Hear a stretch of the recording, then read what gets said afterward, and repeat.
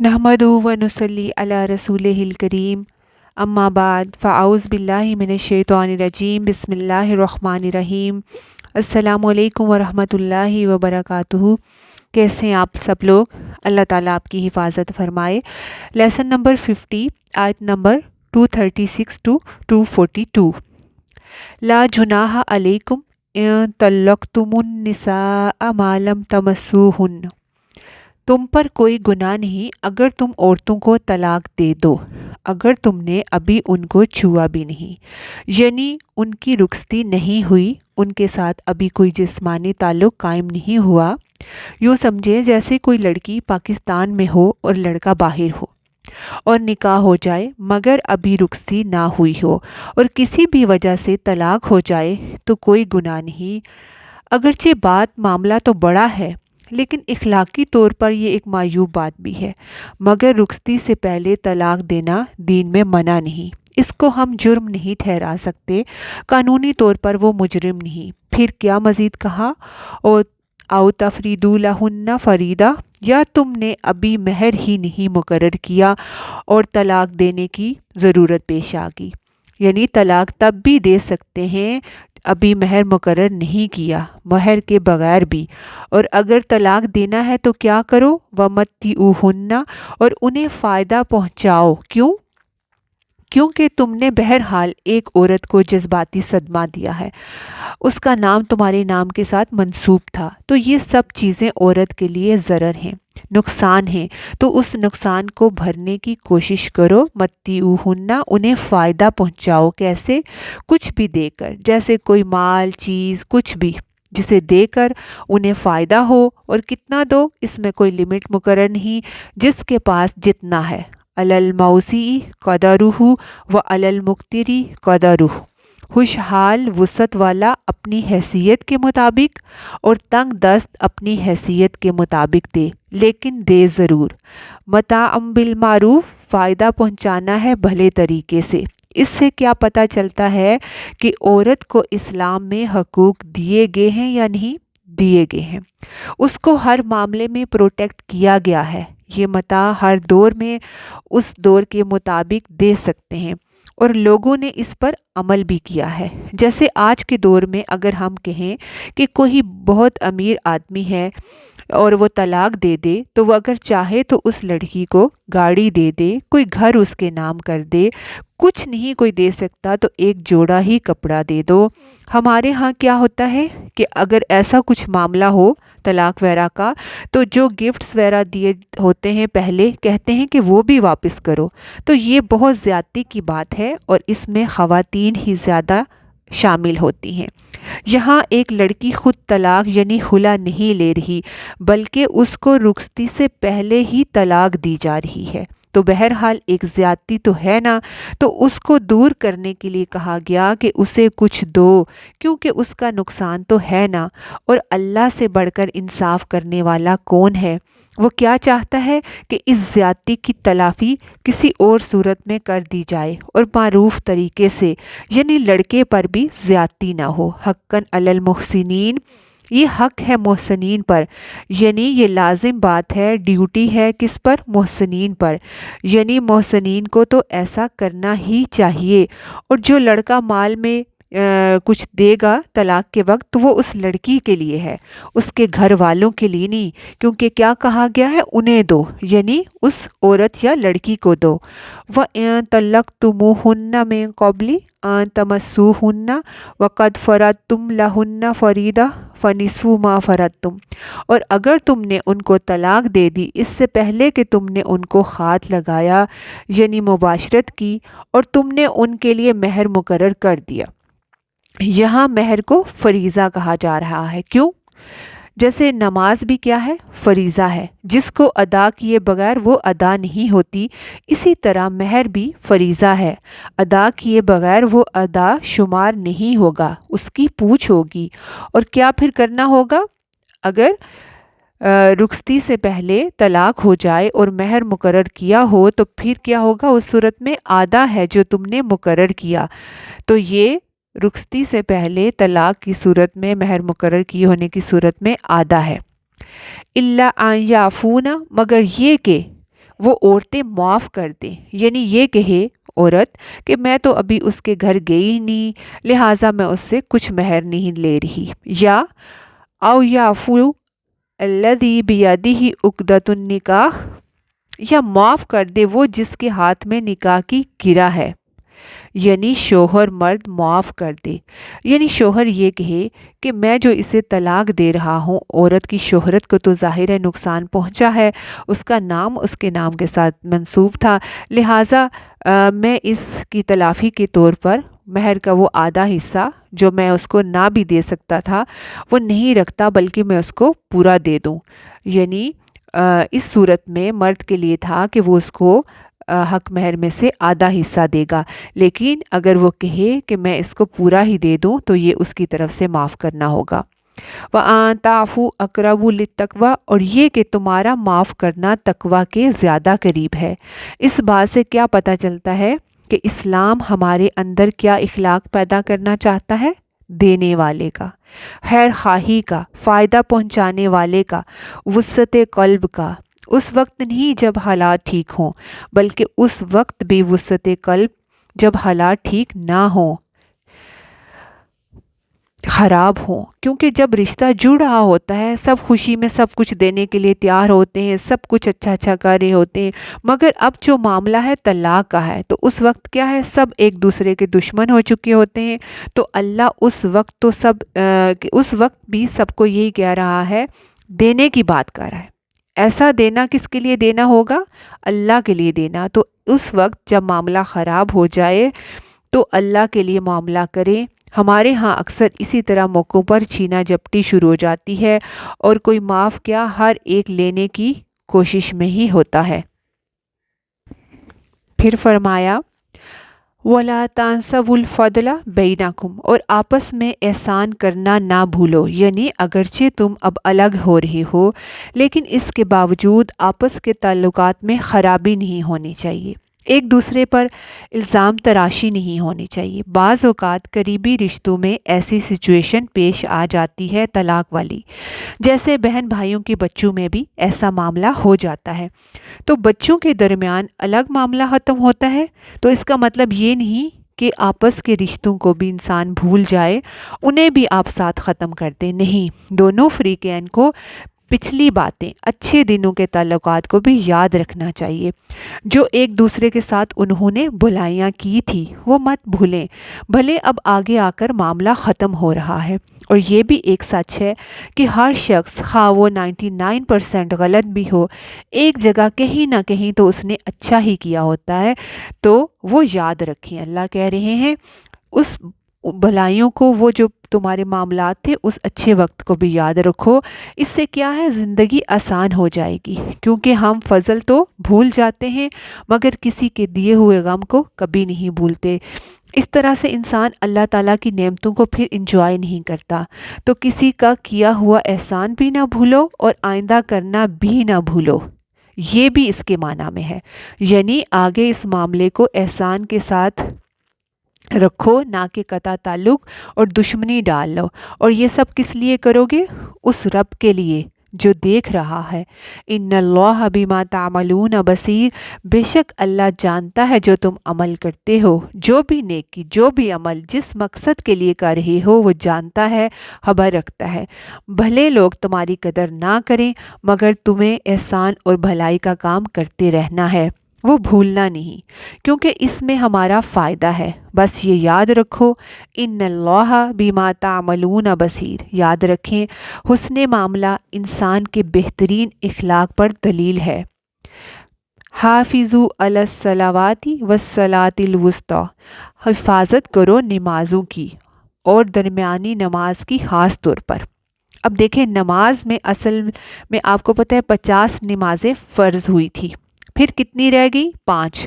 تو اگر کوئی 5 نمازوں کی حفاظت کرتا ہے، انہیں وقت پر پڑھتا ہے، پوری شرائط اور آداب کے ساتھ پڑھتا ہے، تو اس کو اجر کتنا ملتا ہے؟ 50 نمازوں کا۔ اور خاص طور پر جو مڈل درمیانی نماز ہے، اور درمیانی نماز حدیث کی روح سے عصر کی نماز ہے، اور اس کی دلیل کیا ہے؟ جب غزوہ خندق ہوئی تھی تو اس وقت نبی صلی اللہ علیہ وآلہ وسلم اور ان کے ساتھیوں کی عصر کی نماز چلی گئی تھی جنگ میں مشغولیت کی وجہ سے۔ تو آپ صلی اللہ علیہ وآلہ وسلم نے ان دشمنوں کے لیے بد دعا کی تھی کہ انہوں نے ہمیں اتنا مشغول کیا کہ ہمیں عصر کی نماز کی مہلت نہ ملی۔ یہ بخاری کی ایک اور حدیث سے بھی ہمیں پتہ چلتا ہے کہ عصر کی نماز چھوڑنا بہت بڑے نقصان کی بات ہے۔ فرمایا جس نے عصر کی نماز چھوڑی گویا اس کے گھر والے اور مال تباہ ہوا۔ ایک نماز چھوڑنے کا اتنا نقصان ہے کیونکہ عصر کی نماز خاص طور پہ بہت مشغولیت والا وقت ہوتا ہے۔ تمام کام لوگ مغرب سے پہلے پہلے سمیٹنے والے ہوتے ہیں اور لوگ اس مشغولیت میں عصر بھول جاتے ہیں، اس لیے اس کی طرف خاص توجہ دلائی گئی کہ نمازوں کی حفاظت کرو اور خاص طور پر عصر کی نماز کی۔ وَقُومُوا لِلَّهِ قانتین، اور اللہ کے لیے فرما بردار بن کر کھڑے رہا کرو۔ قانتین جو ہے یہ قانت سے ہے، قانت کی جمع، اور قانت قنوت سے ہے، اور قنوت کا معنی ہوتا ہے عبادت میں دوام، اخلاص، خشوع۔ تو گویا نماز کے اہتمام کے ساتھ اس میں خشوع بھی ضروری ہے، عاجزی کا اظہار کرنا چاہیے، اور یہ یاد رہے کہ تم اللہ کے سامنے کھڑے ہو، یعنی نماز میں یاد رکھو کہ تم کس کے سامنے کھڑے ہو؟ اللہ کے۔ جیسے کہ کہا گیا کہ والدین کے سامنے جب کھڑے ہو تو احترام سے، اور سوچیں اگر اللہ کے سامنے کھڑے ہوں گے تو پھر کیا معاملہ ہونا چاہیے۔ یوں عاجزی کے ساتھ نظریں جھکی ہوں اور ذہن دل میں ہو کہ تم بہت بڑی ہستی کے سامنے کھڑے ہو، وہ تمہیں دیکھ رہا ہے، سن رہا ہے، تم اس سے باتیں کر رہے ہو۔ تو یہاں نمازوں کی حفاظت، ان کا اہتمام اور ان میں عاجزی کے ساتھ کھڑے ہونے کا کہا جا رہا ہے۔ ان صفات کے بغیر نمازوں کی حفاظت نہیں۔ پھر فرمایا فَإِنْ خِفْتُمْ، پھر اگر تمہیں خوف ہو، کس کا؟ جیسے کسی دشمن کا، جیسے کوئی آگ لگ جائے، کوئی حادثہ پیش آ گیا ہو، فَرِجَالًا، تو چلتے چلتے نماز پڑھ لو۔ اب دین کی سہولت دیکھیں، مثلاً اگر آپ میدان جنگ میں ہیں یا کسی بھی جگہ ایسی سچویشن میں ہیں کہ نماز کا وقت تھوڑا ہے اور خدا نخواستہ کوئی ایسی بھگدڑ یا گڑبڑ ہے کہ جس میں آپ ایک جگہ ٹک کے نماز ادا نہیں کر سکتے، تو خوف کی حالت میں پھر قوموا نہیں ہوگا، فرجالن ہوگا، چلتے چلتے۔ تو یہ ہمارے دین کی خوبصورتی ہے۔ ایک طرف آئیڈیل سچویشن بتا دی کہ ایسی نماز ہونی چاہیے، اور دوسری طرف کہ اگر وہ حالات نہیں ہیں تو پھر کیا ہے کہ غیر معمولی حالات میں نماز نہ چھوڑو، حفاظت تب بھی رہے گی۔ تو اب چلتے ہوئے بھی نماز پڑھ سکتے ہو، اور بخاری میں اس کے بارے میں احادیث موجود ہیں کہ کس طرح چلتے ہوئے بھی نماز پڑھی گئی۔ اور رکبانہ، یا سواری کی حالت میں، جیسے جہاز میں آپ کے پاس جہاز روکنے کی تو صورت نہیں، اور سواری پر بھی پڑھ سکتے ہیں، لیکن اگر آپ کی اپنی گاڑی ہے کہیں تو آپ اسے روک سکتے ہیں، تو پھر روک کر قبلہ رو ہو کر نماز پڑھ لیں۔ فَإِذَا أَمِنْتُمْ فَاذْكُرُوا اللَّهَ، پھر جب امن میں آ جاؤ تم تو یاد کرو اللہ کو، کما علمکم، جیسا کہ اس نے تمہیں سکھایا، ما لم تکونوا تعلمون، جو تم نہیں جانتے تھے۔ تو گویا ضرورت کے تحت نماز میں حرکت کی جا سکتی ہے، سواری پر نفل نماز پڑھی جا سکتی ہے، نبی صلی اللہ علیہ وآلہ وسلم سے ثابت ہے۔ نفل نماز ہر جگہ ادا کر سکتے ہیں۔ فرض کے لیے اگر آپ کے بس میں ہے تو روک لیجئے، اگر بس میں نہیں تو پھر سواری پر ہی نماز پڑھ لیں، چھوڑے نہ، کیونکہ اللہ نے کہا ہے کہ نمازوں کی حفاظت کرو، اور پھر یہ بھی کہا ہے کہ جب حالات درست ہوں تو پھر اسی روٹین سے نماز پڑھو، یعنی جیسے پہلے آرام سے کھڑے ہو کے خشوع سے، اور نماز میں اللہ کو یاد کرو۔ یاد کہاں ہوتی ہے؟ دل میں۔ تو جس نماز میں اللہ کی یاد ہی نہ ہو وہ کیا نماز ہے؟ نماز قائم ہی کس لیے کرنا چاہیے؟ اللہ کی یاد کے لیے۔ تو نماز کیا ہے؟ اللہ کی یاد ہے، اور اس میں دل اللہ کی طرف رہنا چاہیے، ادھر ادھر مشغول نہیں ہونا چاہیے۔ اور اللہ کو کیوں یاد کریں؟ کیونکہ اس نے تمہیں سکھایا، تعلیم دی، یہ اس کا بہت بڑا احسان ہے۔ اس نعمت علم کی وجہ سے اللہ کا شکر ادا کرو، اگرچہ اس نے اور بھی بے شمار نعمتیں دی ہیں۔ جیسے یاد کریں جس دن ہم ماں کے پیٹ سے نکلے تھے کیا جانتے تھے آپ کچھ بھی نہیں؟ ہر چیز وقت کے ساتھ ساتھ کون ہمیں سکھاتا گیا؟ اللہ۔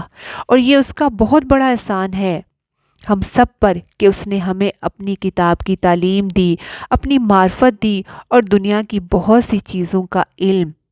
ما لم تکونوا تعلمون۔ تو انسان کو کیا کرنا چاہیے؟ اللہ کے سامنے عاجزی کے ساتھ مزید علم مانگنا چاہیے۔ انسان اس وقت تک جاہل ہے جب تک اللہ اسے علم نہ سکھا دے۔ والذین یتوفون منکم ویذرون ازواجا۔ اور وہ لوگ جو تم میں سے فوت کر لیے جائیں اور اپنی بیویاں چھوڑ جائیں، وصیۃ لازواجہم، ان کی بیویوں کے لیے وصیت کرنا ہے کیا؟ متاعً الی الحول، 1 سال تک فائدہ پہنچانا ہے۔ شروع کے دور میں جیسے کہ میں نے آپ کو پہلے بھی بتایا کہ عدت 1 سال کی تھی۔ اسلام کے ابتدائی دنوں میں بھی عدت پھر 1 ہی سال رہی، اور پھر وراثت میں عورت کا اس وقت کوئی حصہ نہ تھا دور جاہلیت میں، اس لیے کہا کہ 1 سال تک ان کا کھانا کپڑا ان کو دو۔ پھر اللہ تعالیٰ نے وراثت میں عورتوں کا حصہ بھی نکالا، اور اب کیا ہے؟ یہ آیت منسوخ ہے، عورتوں کو ان کی وراثت کا حصہ دیا جائے گا، نہ کہ صرف سال بھر کھانا کپڑا۔ غیر اخراج فإن خرجنا، بغیر نکالے، پھر اگر وہ خود نکل جائیں، فلا جناح علیکم، تو کوئی گناہ نہیں تم پر۔ اگر وہ نکل جائیں، وہ گھر چھوڑ دیں، تو تم پر کوئی گناہ نہیں، یعنی اگر وہ اس گھر میں 1 سال نہ رہنا چاہیں تو تم پر گناہ نہیں۔ فی ما فعلنا فی انفسہن من معروف، اس معاملے میں جو وہ اپنے نفسوں کے بارے میں فیصلہ کریں تو تم پر اس کا کوئی گناہ نہیں، ان کو آزادی ہے اپنے بارے میں، جو بھی معروف طریقے سے وہ کرنا چاہیں کر سکتی ہیں، لباس کے بارے میں، انداز کے بارے میں، رہنے کے بارے میں۔ واللہ عزیز حکیم، اور اللہ زبردست ہے، حکمت والا ہے۔ تو بنیادی طور پر یہ آیت منسوخ ہے، اور اس منسوخ آیات کے بارے میں آپ کو پہلے پارے میں تفصیل سے بتایا تھا، اور جو حکم اس آیت میں ہے اس میں یہ ہے کہ بیوہ عورتوں کو ان کے گھروں سے نہ نکالو، انہیں 1 سال تک فائدہ پہنچایا جائے، اور اگر وہ گھر سے جانا چاہیں تو انہیں جانے دو، اور جو فیصلہ وہ اپنے بارے میں معروف طریقے سے کریں انہیں وہ کرنے دو۔ وللمطلقات متاع بالمعروف، اور تمام مطلقہ عورتوں کے لیے فائدہ پہنچانا ہے اچھی طرح، یعنی تمام طلاق یافتہ عورتوں کو طلاق کے بعد مہر کے علاوہ بھی کچھ نہ کچھ دینا چاہیے، جس سے ان کی تکلیف یا صدمے سے جس سے وہ گزر رہی ہیں اس کی کچھ تلافی ہو سکی۔ کتنا؟ بالمعروف، معروف طریقے سے، حقاً علی المتقین، یہ متقین پر حق ہے، لازم ہے۔ اس سے کیا بات پتہ چلتی ہے کہ کچھ حقوق تو عدالت دلواتی ہے، قانون سے ملتے ہیں، اور کچھ حقوق تقوی سے ہی انسان محسوس کر سکتا ہے۔ جس کے دل میں خدا کا خوف ہے، جس کے دل میں انسانوں کا درد ہے، وہ دشمن کو بھی تکلیف سے گزرتے دیکھ کر رہ نہیں سکتا، وہ ہر ایک کے لیے بھلا چاہتا ہے۔ تو اس سے پتہ چلتا ہے کہ اگرچہ تم عورت کو طلاق دے رہے ہو، خواہ وہ رخصتی ہوئی ہے یا نہیں، یہ ایک عمومی حکم ہے، تو کیا کرو؟ عورت کو متاع دو، اور متاع میں کیا آتا ہے؟ لباس، کپڑا، ضروریات زندگی میں سے کوئی چیز۔ کتنی دو؟ پیچھے آ چکا ہے کہ جتنی تمہاری حیثیت ہے۔ اور کیا یہ حق ہے؟ مگر کون اس حکم پر عمل کرے گا؟ جس کے اندر تقوی ہے۔ تو گویا اس حکم کی مخالفت کیا ہے؟ تقوی کی خلاف ورزی۔ جو یہ نہیں کرے گا وہ تقوی کی خلاف ورزی کرے گا۔ تو کسی بھی کام کو کرنے کے لیے تقوی بے حد ضروری ہے۔ کذالک یبین اللہ لکم آیاتہ لعلکم تعقلون، اسی طرح اللہ تمہارے لیے اپنی آیات کو بیان کرتا ہے تاکہ تم عقل سے کام لو، یعنی اللہ نے تمہارے لیے اپنے احکامات واضح کر کے بیان کر دیے ہیں۔ کیوں بیان کیے ہیں؟ تاکہ تم عقل سے کام لو، عقل کو استعمال کرو۔ اس سے عقل کی اہمیت کا اندازہ ہو رہا ہے کہ دین کے احکامات کو سمجھنے کے لیے غور و فکر اور عقل چاہیے۔ کچھ لوگوں کو دنیا کے کاموں میں عقل استعمال کرنا بہت آتی ہے، مگر جو ہی دین کی بات آتی ہے اس میں عقل سے عاری ہو جاتے ہیں۔ تو ہماری عقل کا بہترین حصہ کہاں لگنا چاہیے؟ اللہ کی بات سمجھنے میں۔ اور جس کو اللہ کی بات سمجھ نہ آئے وہ عقل مند نہیں ہو سکتا۔ عقل دو طرح کی ہوتی ہے، عقل ادراک اور عقل رشد۔ عقل ادراک یہ کہ بس بات دیکھنا اور سمجھ جانا، ہاں یہ سفید ہے، یہ کالا ہے، یہ فائدہ مند ہے، یہ نقصان دہ، اس چیز کی قیمت اتنی ہے، بس چیزوں کی حد تک سمجھ جانا۔ اور عقل رشد حقیقی نفع اور نقصان کو سامنے رکھ کر فیصلہ کرنا کسی چیز کا، اور وہ کس سے آتی ہے؟ قرآن کو پڑھنے سے، اللہ کی آیات کو پڑھنے سے، کہ حقیقت میں انسان کے حق میں کیا چیز فائدہ مند ہے اس کی دنیا اور آخرت کے اعتبار سے۔ تو یہ سب ہمیں کیوں سکھایا جا رہا ہے؟ تاکہ تمہارا نقصان نہ ہو۔ اللہ ہمارا نقصان نہیں، فائدہ چاہتا ہے، اپنا نقصان انسان خود کرتا ہے۔ اللہ ہمیں سمجھ کی توفیق عطا فرمائے، آمین۔ السلام علیکم ورحمۃ اللہ وبرکاتہ۔